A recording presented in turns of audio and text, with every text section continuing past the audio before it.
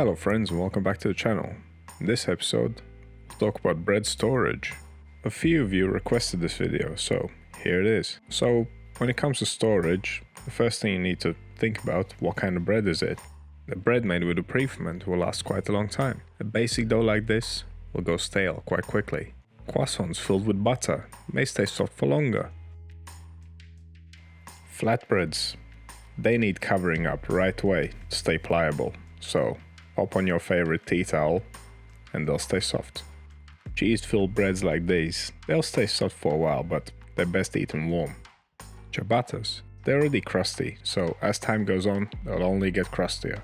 Bread starts going stale as soon as it comes out of the oven, and the smaller your bread, the quicker it will stale. Japanese milk bread like this, that'll stay soft for a while. A cheese-filled boat, a Georgian khachapuri, this should be stored in your stomach right away. If you got crackers, cool them down completely and pop them in a jar. And that goes for any kind of bread. If you want to store it, it needs to be cooled down completely.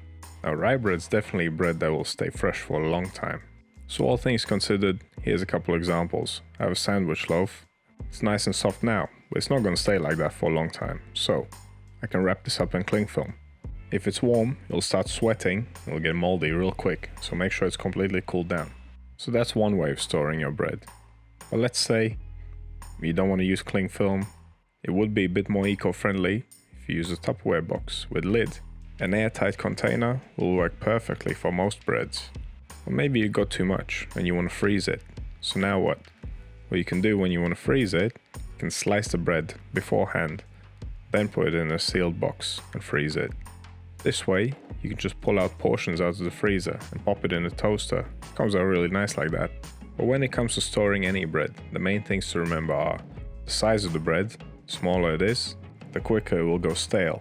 If it contains a lot of fat, it will stay soft for longer.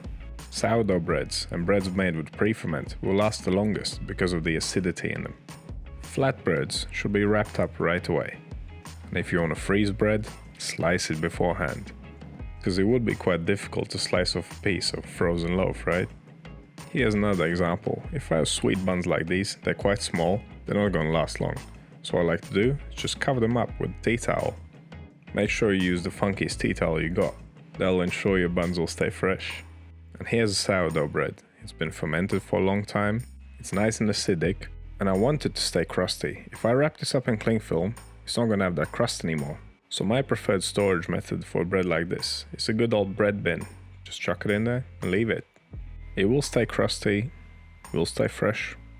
But the best advice I can give you for storing bread is don't store your bread.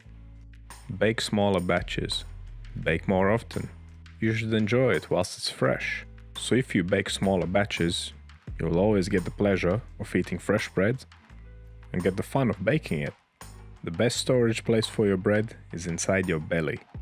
So check out my channel for delicious recipes. Thank you for watching. I'll see you in the next one.